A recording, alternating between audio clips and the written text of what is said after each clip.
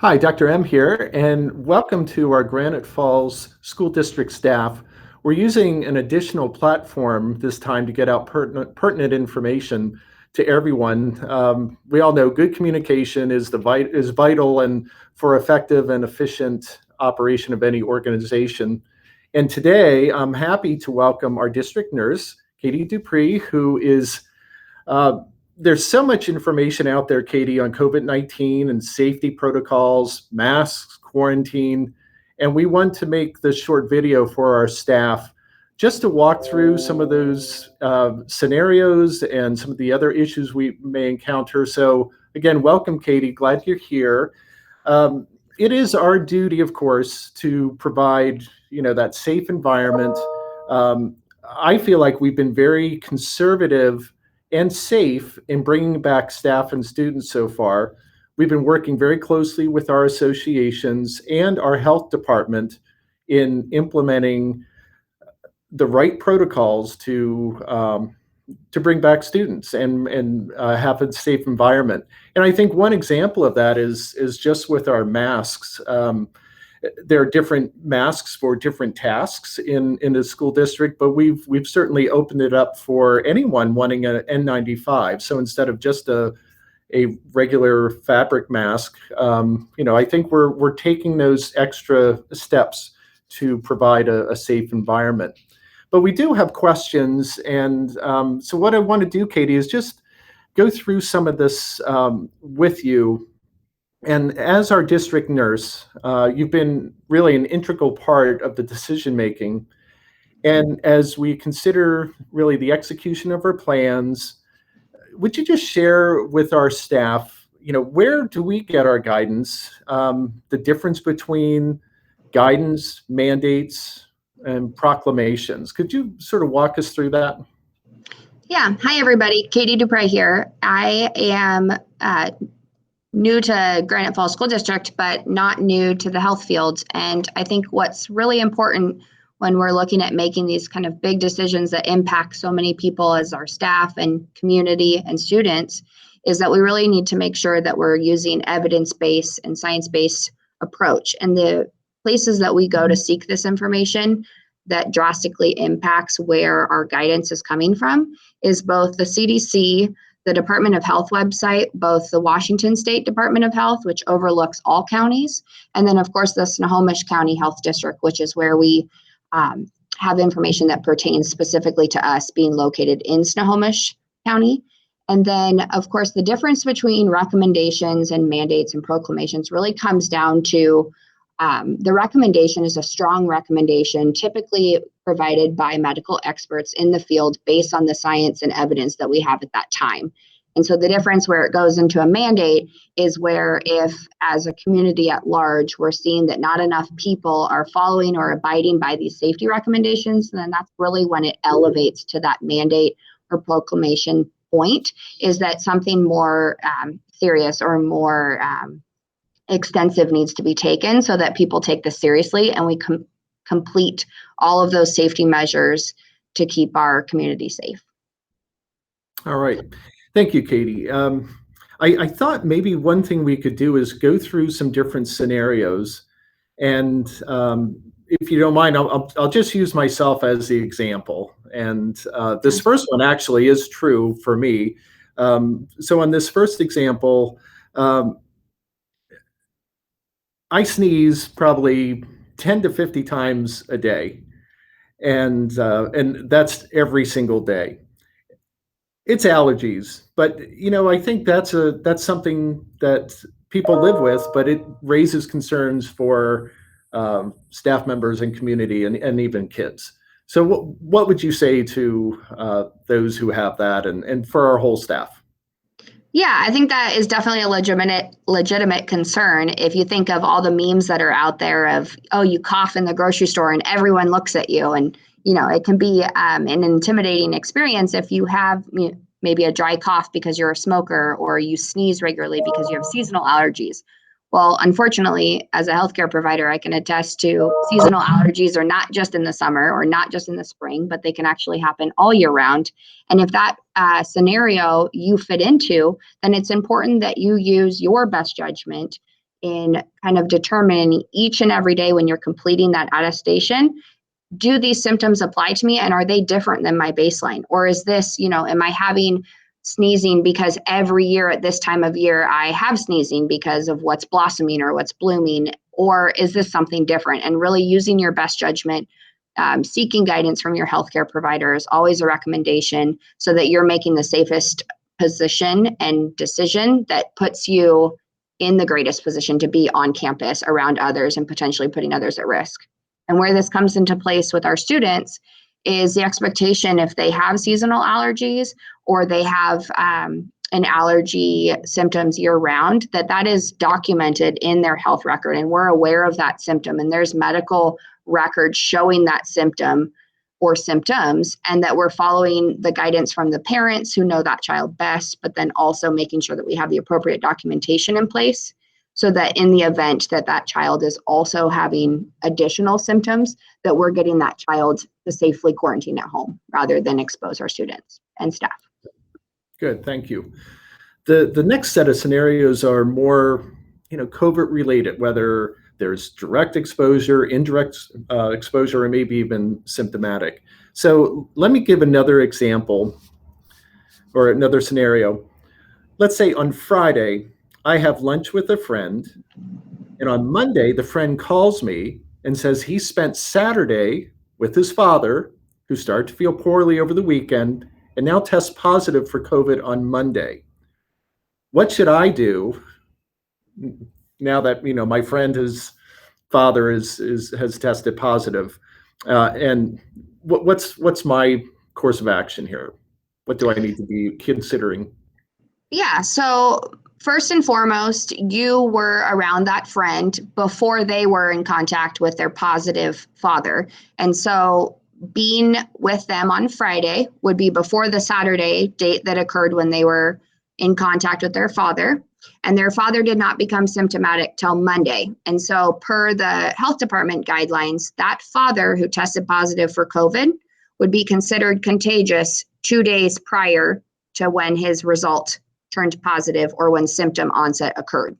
And so with that rationale, your friend being around the father on Saturday potentially puts him as a close contact if he was within 6 feet with his father for greater than 15 minutes cumulative over a 24-hour period. So sometimes adult family members, may sit in other sides of the room and never actually be in close contact. That would not constitute a close contact and institute a quarantine period for that individual. But you being the friend of that person would not put you at risk for an exposure to COVID from that positive father. But it would be important, and the recommendation would be that if you're concerned about it, always watch for symptoms, look at your body, tune into how you're feeling each and every day, but that exposure did not put you at risk. Does that change if, let's say I'm now having lunch with him on Sunday. So now he has been with his father on Saturday, and now it's lunch on Sunday, and everything else is the same except the date of that lunch. It's still indirect for me. Is that accurate? Yeah, so I would say, when you were having lunch with your friend on Sunday, was the father that was positive for COVID at the lunch? No. Okay, so if you were just having contact with your friend who had contact with someone that was positive, it would not be considered a close contact until that friend tested positive for COVID. And the reason for that is based on the date of exposure and the amount of time it takes for the RNA virus to replicate to a detectable load takes around 3 to 5 days. So that friend of yours, if he does in fact result positive, is likely not going to be until 3 to 5 days after his last exposure. And that's why that recommendation out there exists. If you have a known close contact of a COVID positive lab confirmed person, then we recommend after exposure, you count out 5 days, and that's when you actually go and get COVID tested. It's not helpful to get COVID tested an hour after spending some time with someone that's COVID positive, because likely your body is not going to represent or recognize the virus at that point. Okay, great. Thank you. Let's talk about another scenario. Let's say my son visits me on Saturday, and 2 weeks later, he calls me to tell me he tested positive for COVID, but never experienced any of the symptoms. I feel fine. So again, I'm in the clear? So from kind of looking directly at it, I would say I'd want some clarifying questions. I would want to know when your son was tested for COVID, because that would give some helpful information. And then I would want to know what kind of interaction you and your son had during that visit. If your son didn't, from what my understanding is your son didn't test positive until that 2-week later period, the time that he was around you was much more than 48 hours before he was tested. And so therefore it would not be considered that he would be infectious during that time that he spent at your house. However, it's always best practice to watch for 14 days for symptoms that you may recognize, but you do not need to quarantine or isolate or anything of the matter at that point. Okay, good. Thank you. Same son visiting, but while he's with me, he begins to experience some COVID symptoms the day he drives home. Does that change things for me? Yes, it does. And the reason for this is because if you were in close contact or even riding in the same car with your son, that would be considered a close contact. It's an enclosed area and you would be, perceived to be less than 6 feet away, typically for greater than 15 minutes. So you would be at risk for having a COVID positive exposure. Now, the tricky part here is you don't know if your son is COVID positive yet. He's just simply experiencing symptoms. So the recommendation at this point would be if your son was not leaving your house, for example, and he was continuing to stay with you, our recommendation would be that you quarantine away from one another. Your son goes and gets tested as soon as possible. And the reason for that is if you're experiencing symptoms, then you want to get tested in the moment because you want to detect the viral load when it's at its peak, which is when the test detects a positive result. So your son would go and get tested. There's lots of free testing all throughout Snohomish County, Pierce County, King County, and you can find all of that information on the health department websites. It's all free. If your insurance doesn't pay for it, the health department will cover the cost. And you would get a COVID test. The recommendation would be a PCR test. Let's say your son comes back and he is in fact COVID positive, then the recommendation would be that your quarantine period starts on the last day you had close contact, and you would count out 14 days until you would be safe to exit quarantine and resume work or regular activities. Now, the caveat to that is if you start developing symptoms during that quarantine period, then the recommendation would be that you go and get tested. And if you come back positive, then it switches from quarantine to actually what's called isolation. So that's the big difference there. Isolation is when you are COVID positive, and quarantine is when you are perceived to possibly have COVID or you are having a known close contact or known close exposure with someone that's COVID positive. So that's the difference there. And the recommendation would be that you quarantine away from others, and then you count out during that quarantine period, you would count out 5 days, and between days 5 and 7 would be when we would recommend that you go and get COVID tested. Now, during that quarantine period, let's say day 2, you start having some symptoms, maybe some muscle aches, you have a fever, whichever, you do not need to wait till day 5 to get tested. As soon as symptom onset occurs, you go and you get tested. So that would be the recommendation. So just to add one more layer to this, I've gotten tested and now I've been in quarantine. I'm starting to feel better and now I'm ready to resume my life and get out of quarantine. But I get a test and it's still positive, or it's positive. That's the norm, isn't it? I mean, isn't that in my system for so many days? Yeah, so what happens in this situation is this is what's called a persistent positive. And sometimes it's very random. We don't have enough evidence as to the why these tests continue to result positive. But the Snohomish and the King County Health Department actually recommend that once you test positive for COVID, there's actually not a recommendation to be retested to confirm that you're negative. You simply complete your 10-day of isolation period. That's considered the infectious window for COVID-19. And then you resume your regular activity. Now, in the event that you're still having symptoms or you're experiencing new symptoms or a fever, then you would continue or extend your isolation period until it's been in a minimum 24 hours of that symptom resolution and you're afebrile, which means you have no fever. Fever is 100.4 degrees Fahrenheit or higher. And the reasoning for this is, one, it puts a burden on the healthcare system to be retested because it's likely going to result positive. Even 2 weeks, 3 weeks, even up to 8 weeks later, you can still result positive. It does not mean that you're infectious, and it is not a new infection.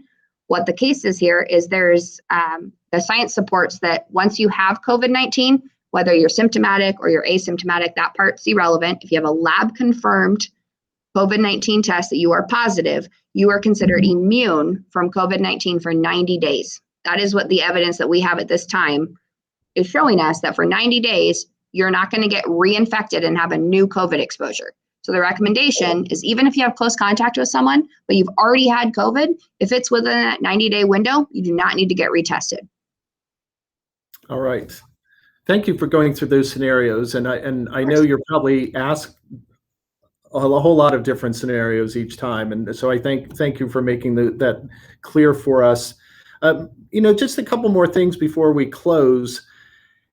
Obviously there are privacy laws and expectations, and yet, this is such a widespread, disease that's where our protocols come into play. And so when something does come up within a community or within our district, we of course aren't notifying everybody. I mean, that's not really appropriate. It's really just those who are impacted when it comes to contact tracing. Do you want to maybe elaborate on that a little bit? Yeah, so there's the Hipaa Accountability Act came out, and that protects health information from others. And so that's a need to know basis. And the only people that should be informed of a health condition, in this case, a COVID-19, either exposure or positive or negative result, are the people that are directly in that person's care. So directly involved in the care. So that would be your direct supervisor. That would be your HR department, because they need to know if you're not going to be at work and why, also when you're safe to return. And then potentially your district nurse or your building nurse if you're having questions, but it's not something that you need to be discussing on Facebook, discussing with other coworkers or staff members, because ultimately it's not just your health information that's not being protected, but it's all of those that were potentially impacted by that COVID case, that now their information is being shared, and that's against the law. And really, for us, anything that occurs within the district, that contact tracing really is two-pronged. I mean, certainly we need to do our due diligence, but we also report that to the county health, and they do their contact tracing as well as give guidance. So, I feel like we do our best to follow those protocols, but while maintaining that level of privacy for individuals who are impacted. I guess one of the last things is just to talk about travel restrictions. Right now, there's a recommendation from the state. Can you tell us a little bit about, it's not, if we go out of state, we're not required to quarantine upon return. Correct. So I actually just checked into this because I wanted to make sure I had the most up-to-date information to share with you guys today. But the current recommendation as of January 26th came out and said any out-of-country travel, the strong and highly advised recommendation would be that you self-quarantine for 14 days upon arrival back into the country. Back in November, Jay Inslee came out and made a recommendation around the holidays. Hey, if we're going to do any interstate travel, it's not a recommendation. We'd prefer if you didn't travel, since we're in a pandemic right now and COVID cases are on the rise. It's not wise to travel. But if you choose to, or you need to travel for, whatever the reason is, then the recommendation would be that you quarantine for 14 days. That recommendation has not gone away. It is still in place. It is still being exercised and recommended by the Department of Health, King County Public Health, as well as Snohomish County Public Health. And so our recommendation is going to be to match theirs, that if you decide to travel out of state, you are quarantining for 14 days, but no one is going to be policing this behavior or enforcing it. There's not an enforcement occurring, but we would recommend that 14-day quarantine takes place, because you have to consider, if you're getting on an airplane with someone or you're going into another state, you don't know who you're around or who you've been exposed by, and you're potentially bringing COVID symptoms or a COVID exposure into our community here. Thank you. And just to reiterate, because speaking to the entire staff, we've got a 4-day break coming up next week. We've got spring break coming up in a month and a half or so. And if you're going to travel out of state, the recommendation is that you quarantine upon return. But again, it's not something that the district will, we're policing, or there's an enforcement task force or something, but that is a recommendation, and really that's for your family safety as well as your coworker and staff. So keep that in mind as you consider those upcoming holidays. Well, Katie, it's been a pleasure talking with you today, and we certainly, as people have information, you've already referenced the CDC, the State Department of Health, Snohomish County Health website as sources to go to. Any other places that you recommend, or those are the key ones? Of course, we have our reopening plan. Yeah, I would say the reopening plan has actually been recently updated. An update was done on January 28th, but I also want to just kind of make myself available, to an extent that I am also a resource and happy to answer any questions. I think that it's best to check those government or local agency websites, because we know that they're evidence-based and that they're being updated regularly, because as the guidance we're saying today may be different 2 months from now or 3 months from now, because this is an evolving novice virus. We don't know enough about it until enough time has passed. And so you need to be, everyone needs to be patient and understanding, but then also, know where you're checking your sources from and know that it's a reputable source would be my biggest recommendation. And that's a great point. Reputable source. You mentioned earlier, let's not go to our neighbors or even coworkers. I mean, let's go to the experts on this. Let's not go to Facebook to do any diagnosis or sharing of rumors or anything like that. We really need to treat this as the serious disease that it is. So thank you again. And staff, I hope that you found this helpful. And as more information becomes available, we'll certainly come back and share that with you. Thank you.